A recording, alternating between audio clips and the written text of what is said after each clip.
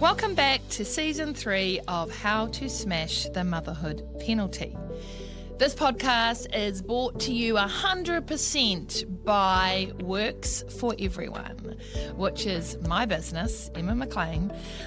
We are a professional development company that partners with New Zealand corporates to help them retain and grow their working parent talent. And we are so delighted to do that through leadership programs, executive coaching, and systemic change initiatives like this podcast and the New Zealand Part-Time Power List. So welcome aboard and thank you for listening. I have been loving talking to all the listeners who have reached out about how much they enjoyed Season 2, Making Space for Dads. And in this season, we're going to continue to mix it up. We've got some fantastic interviews coming up, all having the motherhood penalty at its heart, because we still need to talk about this. If you have enjoyed the podcast, please make sure you subscribe to it.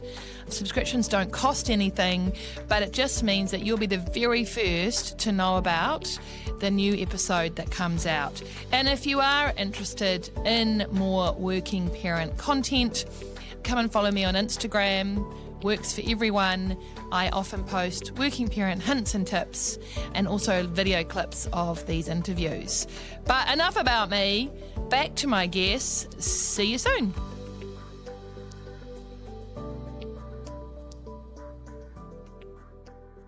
Hello, it's your friend Emma, and welcome to this week's episode. It's a goodie. We are very lucky to have two of New Zealand's 2024 part-time power listers here to talk with us, to share how they make it work, and to shine a light on the power of senior career building part-time work. First up, we have Emma Thompson, who's a partner in PwC's private business team and a chartered accountant with a passion for simplifying finance through technology. She supports privately owned businesses with virtual CFO services, finance function transformation, and general accounting and tax. Emma co-leads PwC's Women in Business Founders Series, championing women-led businesses to connect, grow, and reach their goals. I've been to one of those sessions. They're epic. She's also a mum to 2 boys, an avid foodie, and a self-appointed household barista. So that is a great bio, Emma. Welcome. And welcome to Liz Blythe. Liz is a partner at Russell Mcveagh, heading up technology, digital and strategic sourcing law practice in Auckland. Liz also sits on Russell Mcveagh's board of management and is the board lead for the firm's AI transformation program. I knew you were a technical guru, Liz.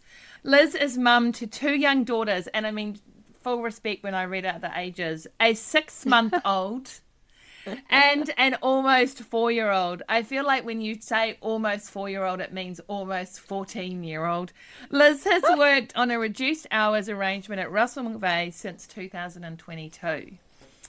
Welcome, Liz and Emma. I just want to throw it open to Emma first up to introduce yourself again in any other way you'd like to, any other information you'd like to share with us. Yeah, thanks, Emma, and thanks for having me. It's such a privilege to be here. I'm a big fan of your podcast. Thank you for having me and for the lovely introduction. Yes, as you said, I'm a partner in the private business team at PwC. So I'm an advisor to all sorts of ambitious high growth businesses, which is really fun. And I do lots of virtual CFO and all sorts of finance function optimization, that kind of thing. And I've got a particular passion, as you said, for supporting women founders to grow and achieve their dreams, which is amazing. So I'm married to my husband, Jamal. We've got 2 little boys. One just turned 6 last week. And like you, Liz, I've got a 3 almost 4-year-old who's actually more like an almost 14-year-old. So I'm right there in the same boat as you. I first met Emma in the Air New Zealand Lounge in Wellington after the Electrify conference in Wellington 2 years ago, or maybe a year ago. And Emma came up to me and she had listened to my podcast. And so it's just an example for all my listeners out there. If you see someone that you've heard or you kind of get or you respect, go and say hi to them, because you never know where it ends, and it might end on a podcast. And so now Oh Emma is terrified that we ever met. No, absolutely. And I can tell you, I can add to that story actually, Emma. Yeah. So I saw you 3 times that day.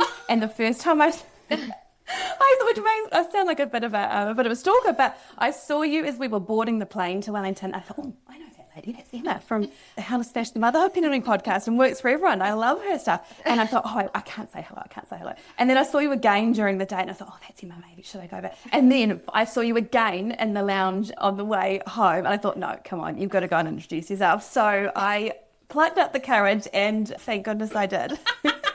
Let that be a lesson to you people. Even if it takes 3 tries, do it. No, that's so relatable, Emma. I am so like that as well. And yeah, you just have to put your big girl pants on, are you? And then it's never as bad as you think. So I love that. Thank you for doing that. And Liz, I'd love for you to share a bit about you as well. And I was very lucky. I went and met Liz in person last year when she was on the power list, because I was really curious, at that point, and I don't know what Liz is doing right now, she was working 4 days a week, and she's a very, very senior member of her firm. And I always remember some advice she gave me, because I share it with all my clients now. And I said to her, Liz, you work 4 days a week, right? And I imagine, your remuneration is prorated accordingly. And a lot of my clients suffer from guilt, guilt that you're not there for the Friday or the Wednesday or whatever. How do you manage that? And Liz just looked at me and she said, no, I'm leaving 20% on the table, Emma. I'm not feeling guilt for that. And I'm like, and that is why I love Liz. So welcome, Liz. Thanks, Emma. How is life with a 6-month-old and an almost 4-year-old? Tell me. Yeah, well, I don't know which is worse. Actually, the 6-month-old is way easier. That is the case.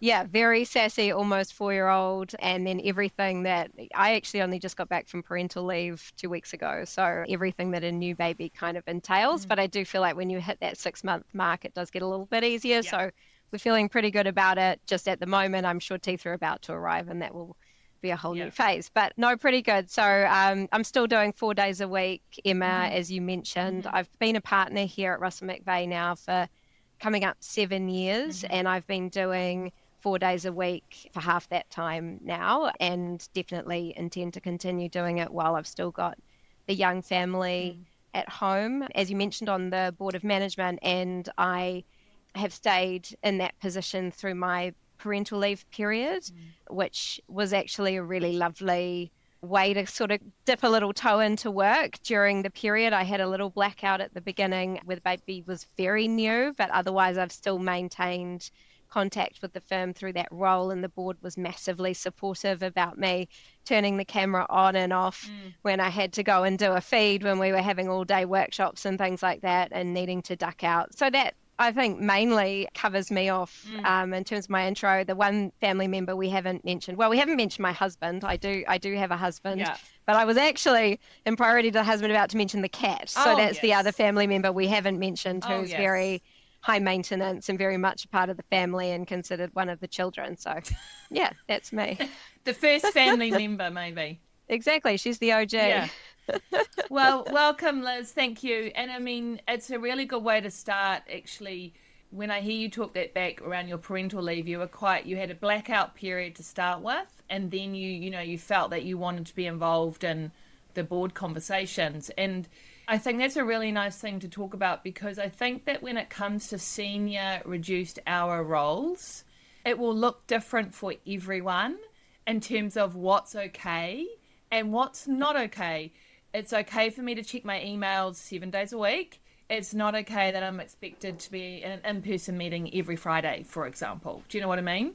For sure. So, I mean, like, Emma, for you, when you manage reduced hour role, and if you could share what your reduced hour role situation is, what about, how do you manage the what's okay, what's not okay?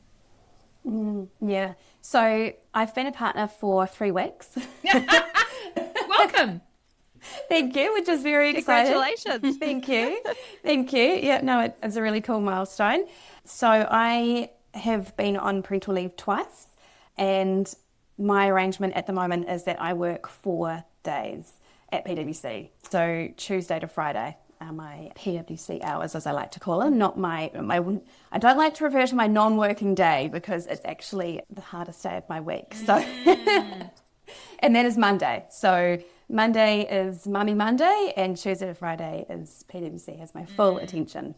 I love that. And what about, how have you negotiated this, like, what's okay on your days when you're not in paid work and what's not okay? And like, how do you, like, a lot of my clients are like, well, I feel like I need to stay across stuff. And I mean, where have you got to on that? Yeah. So when I came back from parental leave the second time, I wanted to start as I mean to continue, and that was quite important to me. And a big part of that is boundaries. And so I worked quite hard around what those look like from the outset. And for me, that is, I try really hard to have no notifications and no emails kind of popping up during my day on a Monday, because I know for me, if I see what's going on, I can't help but want to jump in and answer emails and think about solutions rather than being present with my little ones at home on a Monday. So for me, having that boundary around notifications is really important. But also we work a lot around communication, and my team are really awesome. So they know that, but they also know that my phone is always on. So if something needs to be dealt with then and there, then, you know, I'm only a phone call away or a text away. And so that's how we do it. And so far it's worked really well. And having those conversations up front, people then, if they need you, they pause and think, oh, is this really a today thing? And so it's just the kind of that pause. And if yes, fine, they get in touch, we sort things out. And if no, then we jump into it on a Tuesday. I love that. Having conversations with your team, with your extended team, around how they might do things differently. You know, if you're in the office, you might just give her a bell. But if you're not, to have that wee pause is actually probably a really good practice, right? It's what I tell people who are people pleasers, is just to, before you give a response, have a little pause, because you might actually change the answer. Totally. So I love that. What about you, Liz? What have you learnt how to navigate this, like what's okay and what's not okay when you are working 4 days? It's pretty hard, to be honest. You know, you want great client outcomes are non-negotiable, and you can't be a part-time business owner. And, you know, my experience is you also can't be a part-time board member. That's just not the nature of a business. And so for me, it's triaging, I guess, so my day's a Friday. So I love Mummy Monday. That's very cool. I should have taken a Monday, but my eldest is called Maddie. So we have Mummy Maddie Day on a Friday. And so I have found increasingly having no comms or setting my expectations that there will be no comms on my Friday off is unrealistic. And I inevitably get frustrated and disappointed. Yeah. So I've become more fluid over time with the arrangement in terms of how I think about it. Yeah. And so it's triaging. And it's kind of the point you made, Emma. Does this really need to be done today? Yeah. And what can I rely on my team to do? Yeah. And what really needs me? Yeah. And actually, a lot of what really needs me are those sorts of really critical things that might come up from my team. And then outside of that, it's just that, you know, we've got a firm announcement going out on something that, you know, I'm the board lead on, and that's happening on a Friday. I can't not be there for that. Yeah. I've zoomed out a little bit, and I look at the outcomes and the fairness of the arrangement a little bit more in the round. So it's not all about Friday for me. Friday, I'm resigned to the fact that if something's going on, you know, I'm going to have to be involved in that to some extent. I do try to minimize my involvement, and people are pretty good about supporting me in that. And they do try, even the board, when papers are released and things like that for board meetings, they try to accommodate my Friday as much as possible. Sometimes things are just very urgent, and that's the nature of it, but as much as they can, they do try to accommodate it. But yeah, from there, I sort of look at, you know, most days, particularly at the moment with a little one, but frankly, since I started this, I walk out the door more often than not at 5 o'clock and I go home and I put my kids to bed, and I take that time sometimes I do have to log on and do emails later, but it's not something where I just say Friday's the be all and end all. I don't work Fridays, full stop. That's it. I think that's unrealistic, to be honest, in a client-driven business and at a board level. So I just try and make sure that I feel in the round that this is something that's working for me. And Emma, to the point you made earlier, I am leaving 20% on the table. So I want to make sure that that's a fair sort of, trade-off that I'm making in terms of the value I get out of the arrangement and time I get with my family. Yeah, I really love that, Liz. Being intentional, being clear, like again, Brene Brown, clear is kind, and also being macro, because as we've talked about, we work in a system where full time is not 40 hours. Yeah. Totally. So it is obviously going to be very challenging to now do 32. It's not a math equation, is it? Do you know what I mean? Yeah.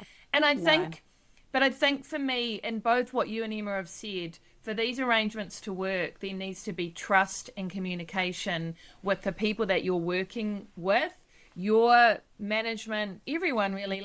I think I see a lot is people are we'll let you work 4 days, but then nothing else changes. Yeah. And I don't think that's going to work. No. And that's where you do need that support from the organisation. We've got an incredible CEO. She's the one who said to me, hey, you take Fridays, okay, we'll try and get the papers, Thursday. Usually we send them on Fridays, but thinking about things like that, sometimes proactively, it hasn't always been driven by me. Or our board chair called me up before my first board meeting back after having the baby and said, hey, I've set an agenda, but what times does the baby feed? And I'm like, oh my God, in all good conscience, I can't ask the entire board to work around the random routine of my 5-week-old baby. But please, would it be okay if you just let everyone know that I am going to be dipping in and out as needed? And they were so cool about it at the start of the meeting. He just said, obviously Liz is just going to be dipping in and out. And it just made me feel really comfortable that I could do that. Epic.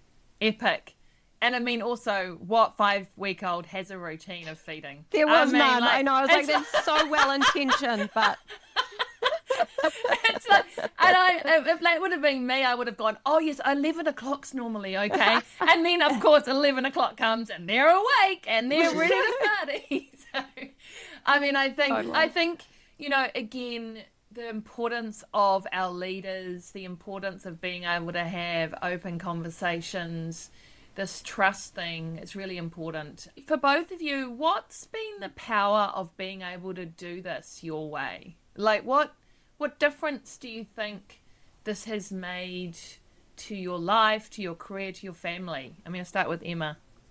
What do you think? What difference has being able to work in a way that's not the template? I mean, I was talking to Emma about this, Jacinda Ardern book, A Different Kind of Power, and she talks about how you don't have to be a leader following the same template. And both of you are leaders that are not following the same template. And I'm wondering what difference that makes to your life. Emma? Yeah, it's such a big question. And I think, the obvious one is that working part-time allows me to really, really invest that time in my family while they're so little and while they kind of, in their first, I'm up to year 6 now, which is wild. But I've really been able to give being a mum and that transition to motherhood the full the focus that I thought that I wanted to. And so being able to have those mummy Mondays has just been amazing, to be able to do all those things, go to the park or the indoor playground or whatever it is, and just an extension of the time that I would otherwise do that on the weekend. So having that time to invest has been amazing. But the other thing I would say is, in terms of my career, is being able to do things a little bit differently than the traditional path. And I think that's really important just from a role modelling perspective, just to show others that there is a different way of doing things, and there might be other things in their life that are important, and that doesn't mean that career also isn't important. And there's ways that they can intertwine both to build both at the same time. So shining a light on other possibilities and being an example of doing things differently is super important to me. So that's been really cool. Yeah, I love it.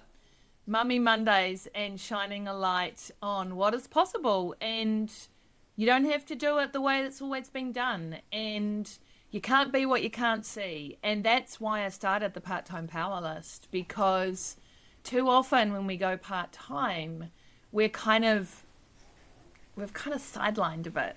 We're kind of not invited to the big meetings. Our time seems to be protected by don't involve her on that in that big project. But I just think that's brilliant, Emma. Just shining a light that you can do it. I love, Emma, that you're championing this whole concept around celebrating and shining that light on examples, because it's not often that you do see examples where you can build your career rather than sidestepping. And I think you talk about when there's other parts of your life that you want to build at the same time. So I love that. And I really love this quote by Anna Whitehouse, who champions flexible working in the UK. And she said, working part-time doesn't mean you're part talented, part ambitious, part driven, or part asked. And I saw that and I just thought, gosh, that just sums it up so perfectly. And of course it doesn't mean those things, but seeing that articulated like that was such a light bulb moment for me. Yeah, I love that. Yeah. I will put her in the show notes. Anna Winehouse, she has an Instagram account called Mother Pucka, I think, Pukka. But she's led a lot of movements to champion mothers in the UK, and she's just got a little baby herself. So I love that. Thank you for bringing that quote. And thank you for bringing, part asked to the podcast, Emma. I mean, I'm only repeating what she said.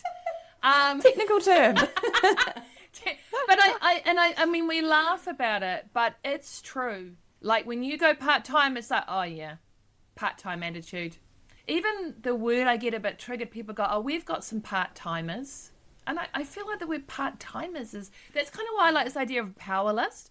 Because why don't we redefine part-time to power time or something? Because for me, the word part-time, it just conjures back me working at Big Fresh Glenfield in the 1980s as a checkout operator.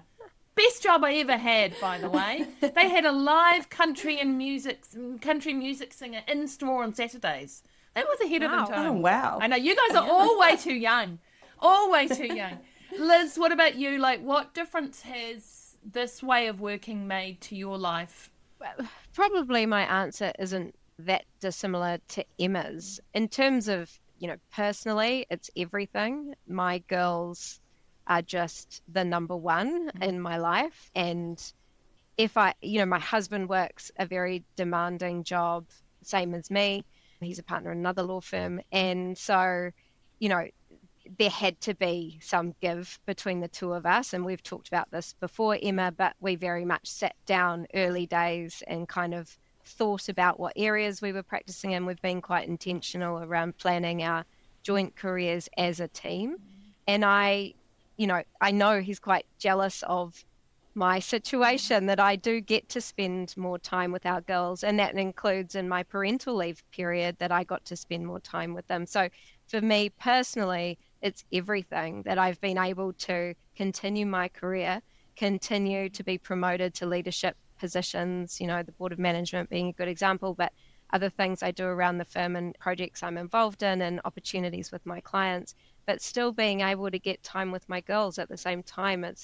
So that's on the personal side.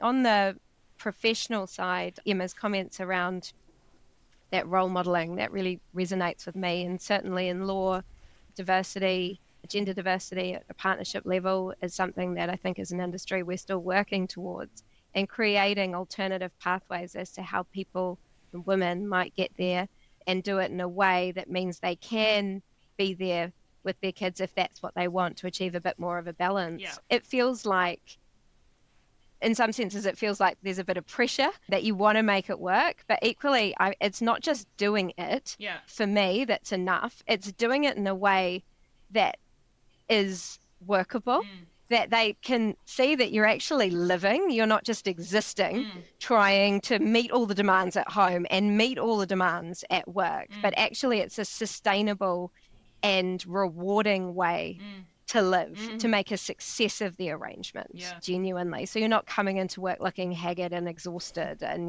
with baby vomit down your jumper. I mean, I might still have baby vomit down my jumper, but trying as much. And so, there's tinkering with the settings and how you work. And, I've been doing it for 3 years or so now. And so, yeah, I have had to flex, as I mentioned earlier, and change a little bit in the way that I've managed it. One of those examples is at first I didn't come clean to clients about it. I thought that was going to be detrimental, that clients might want to go to my competitor who's perhaps going to be more responsive and available because they work 5 days a week in the office. And that actually was so wrong. That was so misguided on my part. And the opposite turned out to be true. It's actually been a really lovely way to connect with clients, because a lot of my clients also work reduced hours and have young families, and actually have generally been really supportive, and interested to make it work. So yeah, I think totally agree with that role modeling piece. And yeah, I just think it's making it work in a sustainable way, not just doing it like a tick box, like, oh yeah, we've got a part-time partner over there. She's existing. She looks exhausted, but she's still alive. Yeah, raising the bar beyond existence. Yes. Yeah. I love it. I mean, so many things in what you just shared there, Liz, like what difference has it made? It's everything. It's everything. Yep. And, you know, when I hear you talk that back, it's something I hear from all parents is like, well, I love my kids and my job. And I think one of my guests, Prue Tyler, has said this before. It's like we have to choose. And it's like, what if we didn't have to choose? And so I love that. But also, we need to make this sustainable, not just like you're barely still alive, you know, like this needs to... Totally. You know, and that's part of the... And also what I love about both of what you're saying is, if you are listening to this and you are a senior person that wants to build their career in a part-time reduced hour roles, you will need to be in the driver's seat of this, right? Hope is not a strategy. Work out how you want to make this work and ask for it. I mean, what would you guys say to that? I totally agree. I totally agree. I think I would say there's a degree of realism, and that comes back to my earlier comments around flexibility. Like, I think if you get too regimented in what you're asking for to the point it's unrealistic, you will be disappointed and it won't work. Yeah. You have to remember, particularly the sorts of industries that we're in, they're client driven, the client demands don't change. But I do think things like getting the right support around you, you know, I've been talking about myself this whole time. There's a huge part of the picture I haven't spoken about, which is my team. This is impossible without my team at work and my team at home. There's a much larger group that's involved in making this work, but getting the support from the organisation you work for to hire that team and to have them around you, and those requests for resourcing and those small things that people probably don't even think about, but that are game changers for you. Just that slight flex and ways of working to accommodate your day, and being vocal around that and having that confidence in that voice.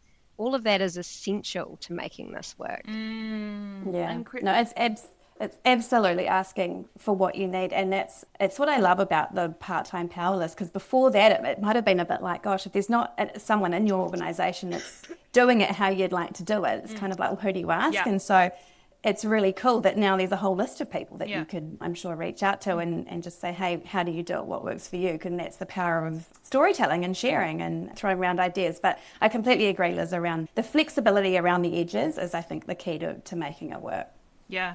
And I mean, again, just this being intentional. And even, Liz, what you shared about you and your partner have sat down well before children and were intentional about conversations around, well, how do we want this to work? Yep. And one thing I want to pick up, Liz, was you mentioned that your partner is kind of jealous, right? Particularly from the parental leave perspective and that. And, you know, he also is in the same industry as you. You know, is it possible for them to work 4 days, or how does that work? Yeah, it's such a tough one. Yeah. I think there's so much that plays into it. So when I talk about the fact that we were intentional about the areas we're working in, my husband works in corporate M&A. That's a hard area to be part-time in compared to I do TMT work, and it's a little bit more workable. I think also there's that piece around that normalising dad's involvement in childcare. In terms of people I know, in males in senior leadership roles who are working reduced hours, I definitely say I could only count them on one hand. I'm not even sure I've got an example, you know? So Yeah. there's a piece in there. It's sort of like, well, is this something that dads want to be doing? I mean, most dads I know would love to be able to spend more time with their kids. So is there a piece in there where they feel like it's not something that they can do? So I think the situation for every father and every family, frankly, as a team is slightly different, but there is a lot in there where you sort of, I think if there was one thing that I would like to change in the picture, or the number one thing, I mean, there's so many factors at play, but could we start normalizing dad's involvement and changing those sort of gendered expectations around childcare and primary parent being the mum by and large? And I think, it's going to be challenging to ever get to a point of parity on these issues until we can sort that bit out. On the money. What do you think, Emma? Oh, gosh, I am just such a big believer that we won't get equity in the workplace until we have equity in the home. And I just think that levelling the playing field between what it means to be a working mum and what it means to be a working dad is just such the key to solving this. So, and in my experience, how we've worked it out is about 3 months into me coming back the second time, it was just the overwhelming, crushing mental load that I found in running a household, especially with kids, combined with paid work. And I'm so passionate about this particular point. I could honestly talk about this for hours, but I'm so grateful that I can't even remember how I found it, but I found the Fair Play Method book by Eve Rodsky, and oh my gosh, implemented that with my very brave and courageous husband who was willing to read it as well and get totally on board with it. And so working out every little task in our household, who owns it, and whoever owns it, from all the thinking, all the planning to the executing, it's all that person, and dividing everything up and the mental load that comes with it has been such a game changer. And so we've been doing that for a couple of years now, and I don't know where we'd be without it, to be honest. It's really made such a difference, and it was such a light bulb moment once we had been through that process of implementing the Fair Play Method and then continuing on with coming to work and things like that, and just realising how the strain of that mental load that I was carrying, how it was impacting the capacity I had to perform at work. And once that was more evenly distributed, it was like, oh my gosh, okay, I've got like all these tabs I've closed in my brain. I can, instead of, worrying about the school lunches or who's packed the swimming bag, those tabs I can actually focus on my PwC work. So I could talk for hours about the mental load. Yeah, I mean, I love that. And I will put in the show notes, Fair Play. It's a card game. You can get the cards off Fish Pond. Fair Play is a book in all libraries around New Zealand. You can just put it on your reserve list, but it's worth buying. I think she's a genius. The key concepts that Eve talks about, as Emma said, is we need owners at home. We don't need helpers. Because if you have an owner, you're basically a project management. We're not meant to be a project manager. We're meant to be a partner. So I love that. And I do think if you are working in a senior reduced hour role, you need to have a think about who's holding the mental load in your house and the physical load, and how you might better redistribute that. Because to Emma's point, I see that all the time with my clients, like there's just actually no mental capacity. But also it's very hard to even articulate why you're feeling overwhelmed, because then your partner tries to help and says, just write me a list. And then you want to throw something at them, but you don't even know why you want to throw something at them. Yes, 100%. So, and look, also, by the way, mental load and redistributing that is very hard. It's because I've met a lot of mums who have partners that are full-time partners at home, and they still carry the majority of the mental load. So I think be kind to yourselves around this. I think if you can get curious, Fair Play is a good thing to do. So I love that. Just wrapping up, because you're very important people, and obviously record time on the 6 minutes. So I hate to see the bill I'm getting for this. If I said to you, if you saw a CEO, right? If you saw the CEO of Fonterra, Miles Hurrell, he'd be delighted to not talk about butter. So he'd be up for this conversation. And you said you could tell him why he needs to redesign all his GM and C-suite roles into job shares or part-time. What would you say to him? What's the business benefit? What's the commercial benefit? Why would a CEO want to actively design senior reduced hour roles? And you're both dreading me coming to you, but I'm going to go to Emma first. Gosh, I mean, it's one of the $1 million questions, isn't it? If we had the perfect answer, then it would all be easy. But I guess when I think about that, it's thinking about, well, what are we missing out on by not doing that? And what kind of talent are we leaving on the table that could otherwise be put to use in organisations and use that productivity to drive great commercial business outcomes? So for me, it would be thinking about what are we leaving on the table by not doing it? Because there's some incredibly smart, talented women that in particular, and people in general actually, but I think if we're talking about and thinking about mums in particular, that, I'm sad to see some really good skills left on the table. Yeah, I love that answer. What are we missing out on?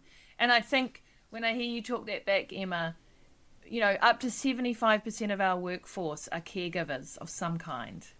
And if we're not looking after children, we're looking after parents. We're looking after parents. We are helping friends who have cancer. There is a lot of caregiving, and that's not going away. You can get everyone back to the office and put bums on seats, but those demands in our lives with an aging population is not going away. So what are you missing out on? What if you could attract the best team because all your roles are 32 hours a week? What are you missing out? So I think it's a great pitch, and I say to Liz, beat that pitch, my friend. It's got to be about retention of talent and, in fact, attraction of talent. And I think the issue is becoming more and more acute with future generations coming through. So I suspect the same for you, Emma, but we actually have quite a young workforce in the large law firms with our graduate intakes each year. And their priorities and things that they find really important they're going to require us to find alternative pathways for all people, frankly, not just women, into these senior leadership roles. And so in some senses, I think this is just the way of the future. And if you can get ahead of it in terms of attracting that top talent at those more junior levels, but who will later be homegrown leaders, and then attracting the talent of the day who just, like Emma and I suppose, that this is what we need at this point in time in our lives to continue to learn and grow and contribute to the organisation while we have young families at home, but who will be loyal to the organisation, through this period and whether it's full-time or part-time in the future, continue to contribute and drive value. So for me, it's both, but it's kind of inevitable. It's coming, I think, either way, whether you embrace it now or you wait until it's upon you later. Yeah. I think it's the way of the future. Spoken like an AI champion of the firm. That's like an AI metaphor, isn't it? Like you're either part of the steamroller or you're part of the road. And it's just, but I do think I just think it's so true, Liz. Like we need innovation in this space. It's 2025. And I think particularly, I know that it's hard to do this in client-driven organizations. So I really acknowledge both of your organizations. And if you guys can do it, anyone can, right? Like we need to think differently. We need to think differently. And it's, amazing. No one would leave. And then if you have on-site school holiday programs, you'd have to kick people out. I mean, you guys haven't really hit school holiday joy yet. I'll have to have you back on when that happens. And then you'll be like, Emma, I said it was sustainable, but I don't know if it actually is anymore. So nominations for this year's New Zealand Part-Time Power List are now open, and they close on Wednesday the 20th of August. I will put the details in the show notes. I'm really looking for a whole lot of great senior reduced hour people, all genders. And, actually, this is broader than, as I said, parents. I mean, there are many reasons in our lives where we can't work full-time. whether that is through responsibilities we have to family members, whether we are experiencing severe menopause, whatever it is, we need more innovation in the job design space. So I really encourage everyone to check it out. Thank you so much, Emma. Thank you so much, Liz. I really appreciate, and as I say, I know your time is really valuable, so thank you very much. Thanks for having me, Emma. Thanks so much, Emma. You're welcome. Onwards and upwards. This podcast was funded by Works for Everyone, a business that is dedicated to supporting working parents and to smashing the motherhood penalty. If this is also your jam, let's stay connected. We're on Facebook and Instagram. Just look for us, Works for Everyone. And if you want more information on how we help businesses put a care wrap around their employees, check us out on worksforeveryone.co.nz. Or if none of these work for you, in the weekends you can find me, Emma McLean, the founder of Works for Everyone, in the queue at Pack and Save Royal Oak or Kmart St Luke's. Onwards!